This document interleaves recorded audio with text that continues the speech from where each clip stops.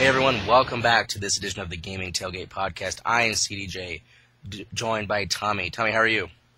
Doing pretty good. Been a long time since we talked. The game is out. We wanted people to be able to sit back, enjoy it, take it for what it's worth, form their own thoughts and opinions. But we're back now with some of the latest news on the game. First off, Tommy, NCAA Football 11 has been out for a few weeks now.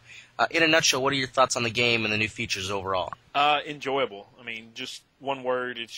It's fun to play. I mean, it's the gameplay, running the ball, passing the ball can be a challenge, and it can be easy. It can be challenging depending upon who you're facing and that sort of thing. It just kind of seems to be that you really can take as much out of the game as you want. Some of the other things, such as recruiting.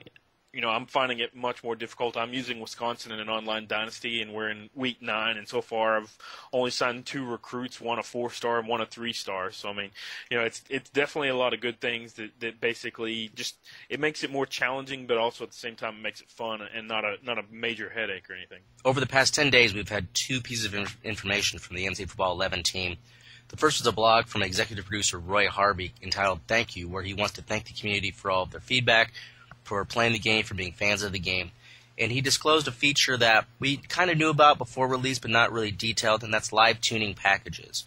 He starts off the blog by explaining how kind of the development process works, that these games are complex. I think we all knew that, though.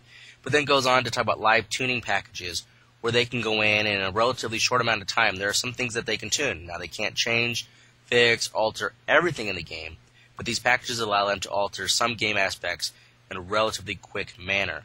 We would go on to find out and have one of these come out this past week. And Tommy, I'll let you talk about this. In a blog from designer Russ Canary, the first live tuning package dealt primarily with some issues that were in Dynasty mode. I'll let you talk about what these did and how these helped improve Dynasty mode. Yeah, real quick, what live tuning is they can't, they're not going to be able to fix glitches or things like that, but basically just about anything that's data-driven that they have, granted, they have to build this into their live tuning package program. Anything that's data-driven, they have potential to be able to adjust. So, like if there's too many fumbles, if too many players are leaving early or something like that, they can adjust those via these live tuning packages. Talking with Russ and the team, they basically gave us the idea that there is potential that they could have start one of these, build it, and have it out the door within 3 days.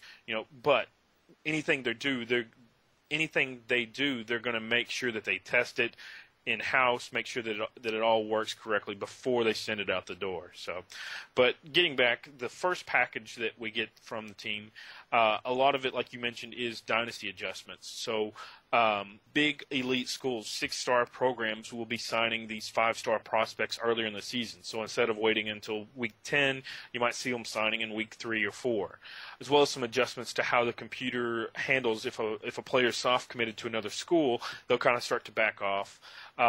As well, some people were noticing that teams would kind of recruit heavy on a particular position. So they might have 5 or 6 quarterbacks after a couple of seasons, or they might have 8 guards for some reason. So they've been able to tune some of that back.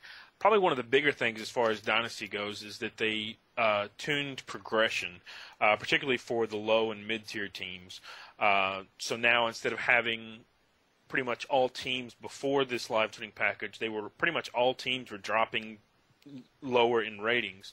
But now with the addition of recruits are coming in a little bit higher, but then as well they're progressing a little bit better. So, recruits after 3 or 4 years on a team will now be getting up to closer to where they were for the original roster set.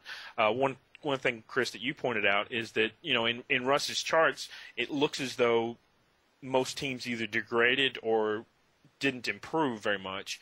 One of the things you mentioned is that the rosters we're seeing in year 5 are going to have more true freshmen on the roster because you're recruiting, 10, 15, 20 players onto your team, whereas the default rosters, have 5, maybe 10 at most, I would assume.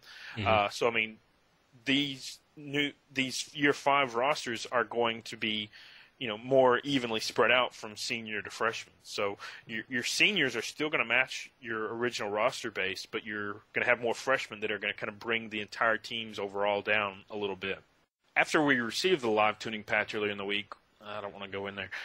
One of the things that one of our members, one back on the gaming tailgate forums, did is he actually sat down after the live tuning patch was out. He sat down and basically did a lot of simulation through 10 years of Dynasty to kind of see and gauge where players are building up to, and where how the adjustments that the team made how those adjustments in the live tuning package seem to impact the game after they're actually out there.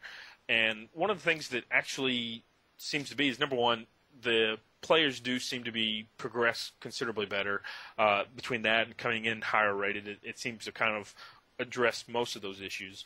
But one of the things that was interesting that he discovered is that particularly computer teams have trouble recruiting players a year before they need them. So, like, for example, if they have all of their fullbacks leave in a particular year, they didn't pre-recruit so that they could have a player to come in and take the spot next year. So instead, they're stuck with a very low-rated player coming in as a freshman in order to start games. You can kind of notice this in the charts that he posted, that year 5 in particularly is a lot of the very lows that you'll see for particular positions. It's kind of interesting to see. I don't know if it's anything that can or will be addressed, but it's one of those things that, it has to be taken into consideration. So, granted, if you're in an online dynasty, it shouldn't impact you because you're going to have 12 people that are all going to be recruiting and they're going to be human-based players. But at the same time, the computer can make mistakes, as evident here. Roy also briefly mentioned some fixes that the team have made to online server, the updates there. They fixed some leaderboard exploits, potential crashes, the post-game email formatting. That behind the scenes they've been doing things to help improve the online experience. And more of that will be coming in what they call Client Update 2, better known to the rest of us as a patch, which should be coming in the next few weeks. This will fix the issue with Season Showdown. All of us being that issue when we start up games. That's annoying. That would be going away. The weird quarterback animations on play-action passes, on some play-action plays, will be going away. And the third item that they've disclosed, and there will be more to this patch, they have not detailed everything yet, but the one that he showed some photographic proof of are uniforms that will get dirty in rain and weather games, something that a lot of people wondered, as great as the game looked visually, how could this not be in the game? And some people had assumed or thought maybe they took it out to stay at that 60 frames per second. Roy disclosed no, something towards the end of the final build got tweaked or broke, turned it off, or just turned it so you couldn't barely see it. Well, now this patch will make it so in a rain and weather game, you will see the uniforms get dirty and muddy. And as great as the game looks visually, that should help take it to another level. Yeah, definitely. Just the screenshot that they posted, it really looks, you can definitely tell that, like in this picture, Auburn's uniforms are considerably dirty.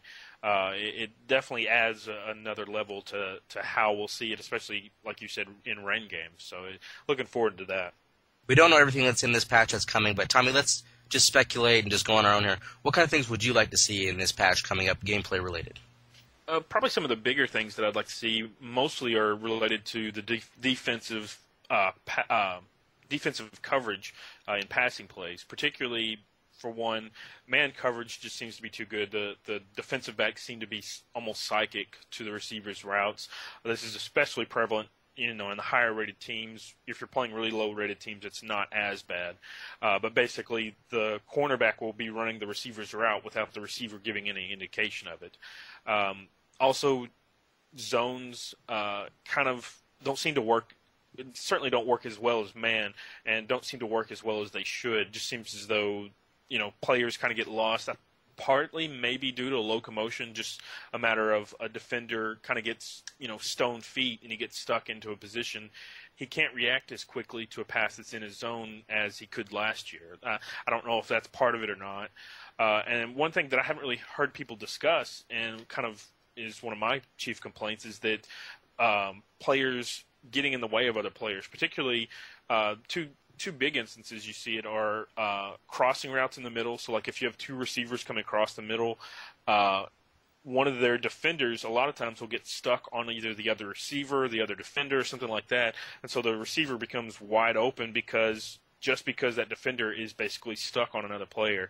Another instance of that is if a fast receiver is running down, let's say he's running a go route, and the corner is slower, the receiver won't be able to get around that corner because he basically he's trying to run the same exact line as the corner is, so the receiver ends up running approximately the same speed as his corner.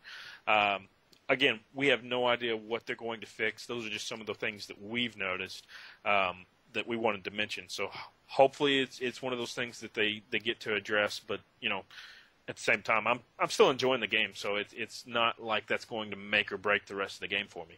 And that's our latest edition of the Gaming Tailgate podcast. We're talking about live tuning packages, the patch that's coming up. We'll be back after the patch is back. We'll talk about what's in it, how it helps improve the game. But for now, this is Chris. For Tommy, everyone, thanks for listening to this edition of the Gaming Tailgate podcast.